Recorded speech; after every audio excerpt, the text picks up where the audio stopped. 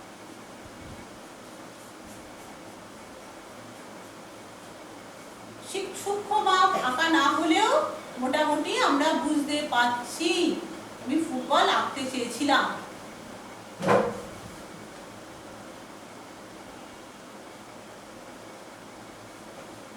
এরকমই থাকে তো সাধারণ ফুটবল। এখন তো অনেক রকম কালার ফালার কোম্পানির নাম টাম দিয়ে নানান রকম সব যখন এই বিশ্বকাপ খেলা হয় কি সব কালারফুল বল টল দেখা যায়। তো আমাদের খুব সাধারণ একটা বল রয়েছে এখানে, এই বলটার ক্ষেত্রফল মাপা হবে। তো এই বলটার মাঝখানে নিশ্চয়ই একটা কেন্দ্র আছে, তাই না? এই কেন্দ্র থেকে পরিধির এক বিন্দু থেকে কেন্দ্রকে ক্রস করে এই বিন্দু অবধি গেলে এই যে মাপটা এটাকে কি বলা হয়? ব্যাস। কি বলা হয়? ব্যাস। এটা হলো কেন্দ্র। ব্যাসের অর্ধেকটাকে কি বলা হয়? ব্যাসার্ধ, তাই না? বই লেখা আছে ব্যাসার্ধ ক্ষেত্রফল মাপতে গেলে গোলকের ক্ষেত্রফল, লিখে রাখো তোমরা, গোলক বা স্ফিয়ার, গোলকের ক্ষেত্রফল সমান সমান কি বলা হয়েছে? পাই গুণ ব্যাস গুণ ব্যাস। তাহলে দুটো ব্যাস আছে, তাই না? পাই, এই চিহ্নটাকে বলা হয় পাই। তাহলে দুটো ব্যাস মানে গুণ 2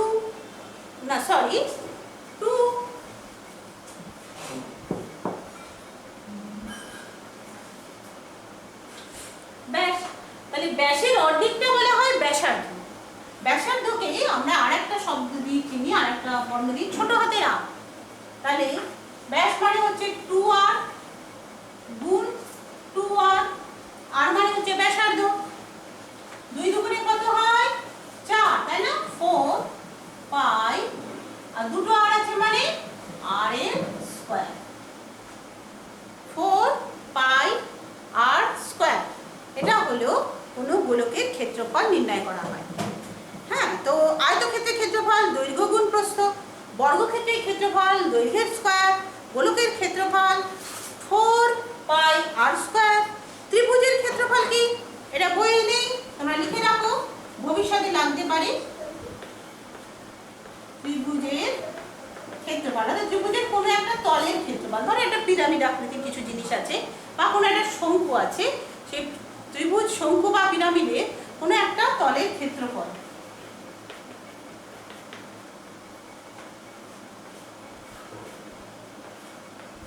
ধরো এই তলটার আমরা ক্ষেত্রফল জানতে চাইছি, তখন কি করা হয়?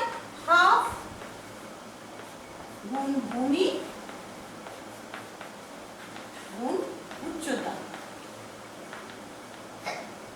ভূমি মানে কি? এই যে বেসটা আছে এটা। উচ্চতা মানে এইখান থেকে এই যে দূরত্বটা, এটাকে উচ্চতা বলা হয়। এই করে ত্রিভুজের ক্ষেত্রফল মাপা হয়। আচ্ছা, এটা হলো। এরপরে আসছি, তোমাদের বইয়ে আছে, এরপরে আছে আয়তনের পরিমাপ। আয়তন মানে তুমি দোকানে গেছো, রেশনের দোকানে কেরোসিন তেল, আয়তনের পরিমাপ মাপতে হবে। দুধ কিনতে গেছো, দুধের পাউচ প্যাকেট বললে এত লিটার। এমনি দুধ যদি লিটার হিসাবে তুমি কিনতে যাও তখন তোমাকে আয়তনের মাপ, মানে তরল পদার্থের পরিমাপ করতে গেলে আমার আয়তনই ভরসা। তো সেখানে আমরা একটা বিশেষ যন্ত্র ব্যবহার করতে দেখি দোকানে। সেই যন্ত্রের নামটা হচ্ছে মাপনী চোঙ। কি যন্ত্র বললাম? মাপনী চোঙ। সেটা কিরকম দেখতে? এইরকম ধরনের একটা যন্ত্র, এবং এর গায়ে এরকম একটা নির্দিষ্ট মাপ অনুযায়ী দাগ কাটা হবে। আমি তো এমনি খালি হাতে রাখছি, নিশ্চয়ই আমার স্কেল সঠিক নয় বলেই মাপা হবে, কিন্তু দেখতে হবে অনেকটা এই ধরনের। এবার তুমি কতটা পরিমাণ জিনিস নেবে সেটা সেইখানে সেইভাবে মাপা হবে। ধরো তোমার তরল পদার্থটা তুমি এতটা পরিমাণ নিচ্ছ, সেই তরল পদার্থের মাপটা এইভাবে নেওয়া হয়, মাপনী চোঙের সাহায্যে মাপা হয়। এসআই পদ্ধতিতে তরল পদার্থের আয়তন মাপা হলে যে একক ব্যবহার করা হয় সেই এককের নাম হচ্ছে ঘনমিটার, অর্থাৎ মিটারের কিউব। ঘনমিটার বা মিটারের কিউব।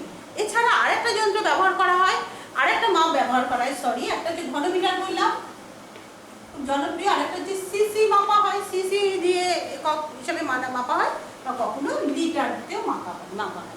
তো সেইভাবে মাপা হয়। এরপরে আসছি আমাদের সময়ের কথা, অর্থাৎ আমি যে ক্লাসটা নিচ্ছি কতটা সময় জুড়ে, একটা নির্দিষ্ট সময় আছে। তো সময়কে আমরা কী করে মাপি? সময়কে তো দেখতে পাওয়া যায় না, ধরা যায় না, তাহলে সময়কে কী মাপা হয়? সকালবেলায় সূর্যের আলো যখন তোমার ঘরের জানলা দিয়ে পড়লো, পরের দিন সূর্যের আলো এসে যখন পড়লো, এই যে টোটাল যে গ্যাপটা রয়েছে, টোটাল যে ব্যবধানটা রয়েছে, এই যে সময়ের মাপটাকে বলা হয় এক সৌরদিন। তাহলে একটা বছরেই আমাদের দেখা যাচ্ছে এরকম 365টা সৌরদিন রয়েছে। 365টা সৌরদিন যে ব্যবহার করা হচ্ছে এক বছরে, মানে সৌরদিন, সেই 365টা সৌরদিনে যে যতটা সময় আছে তাকে আমরা 300 মানে যদি 365 এক বছরের যে টোটাল যে সৌরদিন হচ্ছে তাকে যদি আবার 365 দিয়ে ভাগ করি তাহলে গড় সৌরদিন পাবো।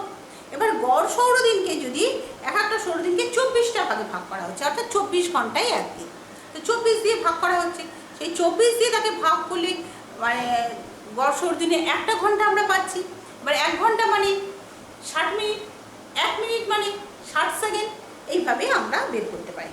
তাহলে আমি যদি তোমাদের কয়েকটা প্রশ্ন দিই, তোমরা সেটা করতে পারবে কিনা সেটা দেখো। আমি একটা প্রশ্ন দিলাম, 1 ঘন্টা, তোমাকে বের করতে হবে 1 ঘন্টায় কত সেকেন্ড আছে। সরি, কত সেকেন্ড আছে তোমরা কিন্তু করে আমাকে দিয়ে দেবে, আমি তখন হোয়াটসঅ্যাপ গ্রুপেই তোমাদের পাঠিয়ে দিতে পারবো, সেখানেও তোমরা করে দিতে পারবে। তো এবার 1 সেকেন্ড আছে 1 দিন, কত মিনিট, এবং 3 নম্বর হচ্ছে 1 বছর,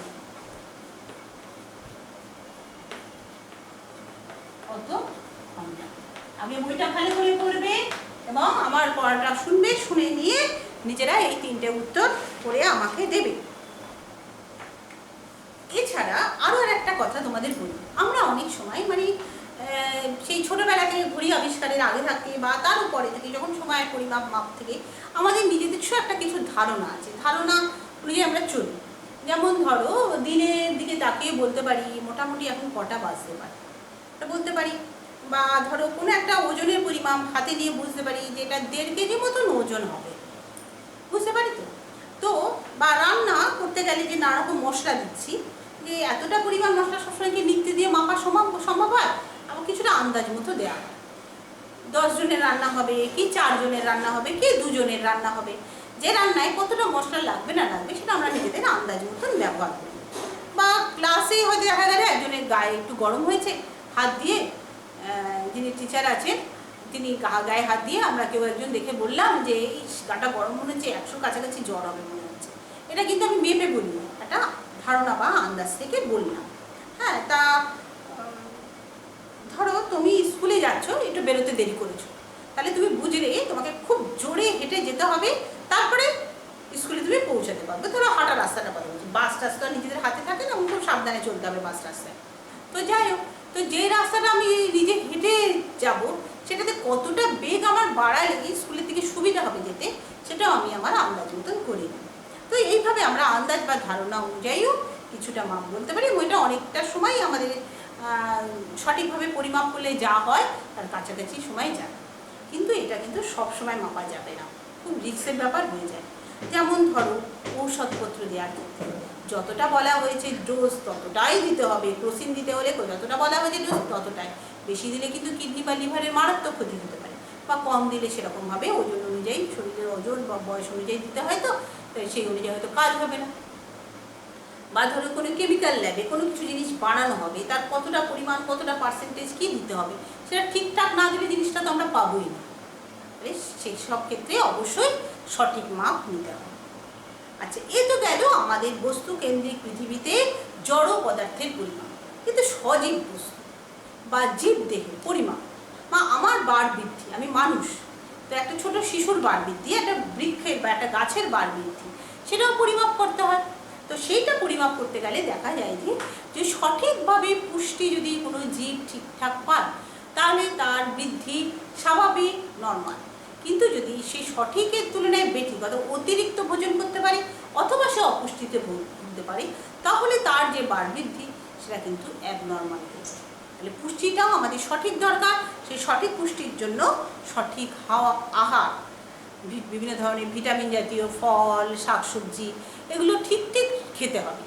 কোনো রকম বাইরের ফাস্ট ফুড বা এই ধরনের খাবারগুলো খেলে কিন্তু পুষ্টি আমাদের ঠিকঠাক হবে না। তো সেই ক্ষেত্রে আমাদের সেটা দেখতে হবে। আর উদ্ভিদের বৃদ্ধির ক্ষেত্রে তোমাদের দেখবে বইয়ে একটা পরিমাপ যন্ত্রের ছবি দেওয়া আছে, পেজ নাম্বার হচ্ছে 73। সেখানে একটা ছবি দেওয়া আছে, ছবিটার নাম হচ্ছে অক্সানোমিটার। অক্সিন মানে হচ্ছে টু গ্রো অর্থাৎ বাড়া, এবং মিটার মানে টু মেজার বা মাপ করা। এবং সেখানে উদ্ভিদের ক্ষেত্রে কোনো গাছের পর্ব মধ্যে তোমরা জানো তো যে গাঁটগুলো থাকে সেগুলোকে বলা হয় পর্ব, দুটো পর্বের মাঝখানের অংশটাকে বলা হয় পর্বমধ্য। তো সেখানে মাপা হলে আমাদের দেখতে হয় যে সেই ছোট চারা গাছ থেকে যখন গাছটা আস্তে আস্তে বড় হচ্ছে, দুটো পর্বের মধ্যে গ্যাপটা কতটা বাড়ছে সময় অনুযায়ী, এবং পর্ব থেকে যে পাতা বা সব কিছু যেগুলো হয় সেই কতগুলো পাতা আছে, পাতার সংখ্যা বেড়েছে কিনা, পাতাগুলোর দৈর্ঘ্য এবং উচ্চতা দৈর্ঘ্য এবং প্রস্থ এগুলো মাপা হয়। এই অনুযায়ী উদ্ভিদের পরিমাপ করা হয়। এবং এক্ষেত্রে বৃদ্ধির হার হচ্ছে বৃদ্ধি যতটা হয়েছে তাকে সময় দিয়ে ভাগ করলে পাওয়া যাবে, এবং সেটা 7 দিন অন্তর বা একটা নির্দিষ্ট 10 দিন অন্তর পরিমাপটা করতে হয়। তো এইভাবে দৈর্ঘ্যের মাপ করা হয়ে থাকে। আচ্ছা, এবারে আমরা দেখতে পাচ্ছি যে 75 পাতায় 1 মিনিট, হ্যাঁ 75 পাতায় আমরা কিছু ছবি দেখতে পাচ্ছি। দেখছো ওজন যন্ত্রের ছবি দেওয়া আছে, দেখতে পাবে প্রথমে একটা কমলা রঙের একটা ছবি আছে ওজন যন্ত্র। যখন খুব ছোট থাকে, শিশু হসপিটালে নিয়ে গেছো বা ডাক্তারখানায় গেছো, তখন ডাক্তারে ওজন মাপতে গেলে ছোট বাচ্চাকে তো দাঁড় করানো যায় না, ওইখানে শুয়ে দেওয়া হয়, তার ওজন মাপা হয়। এবার ধরো একটু বড় হয়েছো, মানে তোমাদের বয়সে এসছো বা কিছু, তখন দেখা গেলো একটা ওজন যন্ত্র এরকম ছোটো একটা মাটিতে পাতা থাকে, তার উপরে দাঁড়াতে বলা হয়, সোজা হয়ে দাঁড়াতে হয়, ঘাড়টা সোজা করে, তখন ওজনটা মাপা হয়। আর ধরো ভারী জিনিস, কোনো জীবজন্তুর ওজন মাপতে হবে আর একটু ভারী, তখন দেখা যাবে যে 3 নম্বর যে যন্ত্রের ছবিটা দেওয়া আছে এর উপরে বসানো হয়। অর্থাৎ বস্তুর ভর অনুযায়ী ওজন যন্ত্রও কিন্তু চেঞ্জ হয়ে যাচ্ছে। এবং এই যন্ত্রে আমরা কোনো গাছকে মাটি থেকে তুলে তার শিকড়ের মাটি সমস্ত ভালো করে জল দিয়ে ধুয়ে শিকড়ে একটুও যেন কোনো ক্ষতি না হয়, এইভাবে সেটা ওজন যন্ত্রে রেখেও আমরা ওজন করতে পারি এবং নির্দিষ্ট সময় পরেও তার ওজন করতে পারি। এইভাবে আমাদের ওজন যন্ত্র মাপা হয়। খেলার মাঠে দেখেছ তোমরা দৈর্ঘ্য মাপা হয় একটা উচ্চতা দিয়ে, অনেক সময় দেয়ালে দাগ কেটে করা হয়, অনেক সময় একটা বিশেষ ধরনের স্পোর্টসের মাঠে উচ্চতা মাপা হয়, মেপে উচ্চতা অনুযায়ী অনেক সময় গ্রুপ তৈরি করা হয়, হাইট অনুযায়ী সেই গ্রুপ অনুযায়ী তখন দৌড় করানো হয়। এখন অবশ্য ক্লাস অনুযায়ী সাধারণত গ্রুপগুলো তৈরি হয়। তো এইভাবে আমরা আমাদের বৃদ্ধিরও পরিমাপ করতে পারি। তাহলে আগে পরিমাপ বা মাপযোগের যে কথাগুলো হলো, তা পরিমাপ বা মাপযোগের যে বিভিন্ন ধরনের একক বা সব কিছু এখন আমার একটু বাকি আছে, তো যেগুলো আছে সেইগুলো আমরা আজকে জানব। এবারে আমাদের এই কদিন আগে যে অ্যাক্টিভিটি টাস্ক জমা দেওয়া হয়েছিল, তাতে যে 3rd অ্যাক্টিভিটি টাস্ক ছিল, সেখানেই তোমাদের 5খানা প্রশ্ন দেওয়া হয়েছিল। 5খানা প্রশ্ন হচ্ছে কোনো রাশির একক বলতে কি বোঝো, সেই কোনো রাশি সেই নির্দিষ্ট সুবিধাজনক পরিমাপ যার সাহায্যে সেই রাশিটার পরিমাপ করা হয়, সেই একককে ধরে নিয়ে তার কত গুণ হিসাব করা হয় সেটাকেই তার একক বলা হয়। তোমরা বইটা দিকে ভালো করে বলবে। এসআই একক ব্যবহারে দুটো সুবিধা উল্লেখ করা হলো। এসআই একক ব্যবহারে একটা সুবিধা তো বলা যায় যে কোনো ক্ষুদ্র বস্তুর পরিমাপ করা হয়, আর একটা সুবিধা বলা যেত কোনো তুলনামূলক বড় বস্তুরও পরিমাপ করা যায়। 3 হচ্ছে আর একটা কথা যেটা আমরা বলে দিতে পারি, প্রথম পয়েন্টের মধ্যে কিন্তু দুটোকে নিয়ে আসা যায়, 2 নম্বর পয়েন্ট হিসাবে এটাকে রাখা যায়। এসআই পদ্ধতি এটা আন্তর্জাতিক পদ্ধতি, ফলে সারা পৃথিবীতে এই মাপে যেখানেই যায় না কেন পরিমাপের পরিমাণটা এক হয়। একটি মাপনী চোঙ এবং একটি তুলা যন্ত্রের সাহায্যে একটি ছোট পাথরের ঘনত্ব কিভাবে নির্ণয় হয়। তাহলে মাপনী চোঙের সাহায্যে আমরা কি নির্ণয় করি, কোনো বস্তুর আয়তন নির্ণয় করি। ধরো এখানে যে মাপনী চোঙটা আছে এর মধ্যে একটা ছোট পাথর ফেলতে হবে, তাহলে আয়তনটা কি করে মাপবো, আমরা দেখে নিলাম এখানে এই অবধি তরলটা রয়েছে। এইবার একটা পাথর আমরা এখানে ফেলে দিলাম, দিলে কি হলো, তরলের মাপটা দেখলাম আমরা এই অবধি চলে এলাম। তাহলে এই যেটা বেরিয়ে গেল, এই যে মাপটা, অর্থাৎ বৃদ্ধিপ্রাপ্ত যে মাপ এবং পূর্বের যে পাঠ, এই দুটোর মধ্যে বিয়োগ করলে যে মাপটা আমরা পাচ্ছি, এই মাপটা হলো এই ছোট পাথরের টুকরোটার আয়তন হলো। এবার মাপনী চোঙ ছাড়া আর একটা কি বলেছে, আর একটি তুলা যন্ত্র। তুলা যন্ত্র তো আমরা সবাই জানি, দোকানে থাকে দাড়ি পাল্লা, মাঝখানে থাকে মেজার কাঁটাটা, তাই না? এই দাড়ি পাল্লাতে আমরা সেই বস্তুটার ওজন মেপে নিলাম।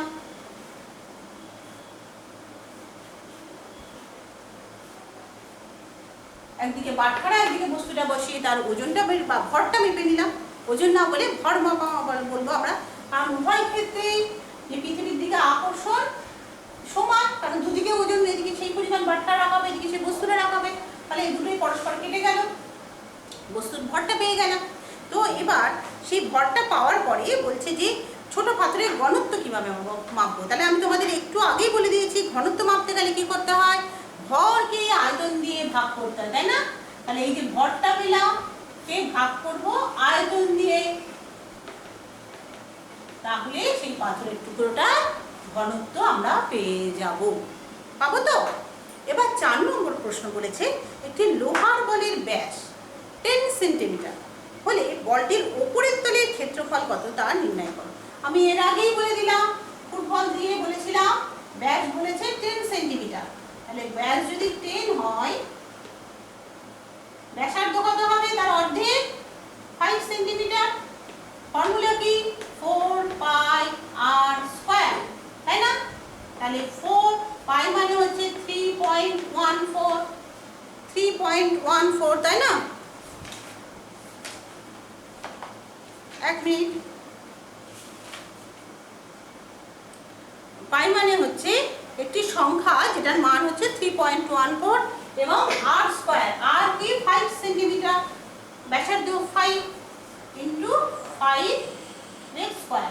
এটা আমাদের অঙ্কটা কষে বার করলে আমরা সেই বলটি, লোহার বলটির ক্ষেত্রফল পেয়ে যাব। আচ্ছা, 5 নম্বর প্রশ্ন হচ্ছে, একটি গড় সৌরদিনকে সেকেন্ডে প্রকাশ করো। একটা সৌরদিন মানে কি, 24 ঘন্টা। 1 ঘন্টা মানে কত মিনিট, 60 মিনিট। তাহলে 24 ঘন্টা মানে 24 গুণ 60 মিনিট, এবং 1 মিনিট মানে কত সেকেন্ড, 1 মিনিট মানে 60 সেকেন্ড। তাহলে 24 গুণ 60 গুণ 60 করে আমরা বের করে যাব একটা গড় সৌরদিনকে সেকেন্ডে প্রকাশ করতে পারবো। আশা করি তোমরা উত্তর কি লিখেছো আমরা তো দেখা হয়ে গেছে, আর যখন দিতে বলবে সরকার, যখন যেরকম যা বলবে তখন সেই অনুযায়ী দেওয়া হবে। তো যাই হোক, আশা করি তোমরা প্রশ্নের উত্তরগুলো ভালো করে বুঝতে পারবে এবং এই চ্যাপ্টারটা খুব ভালো করে পড়বে। যদি কোনো প্রশ্ন থাকে, যদি কোনো জায়গায় বুঝতে অসুবিধা হয়, অবশ্যই আমাকে জানাবে। ভালো থাকবে সবাই।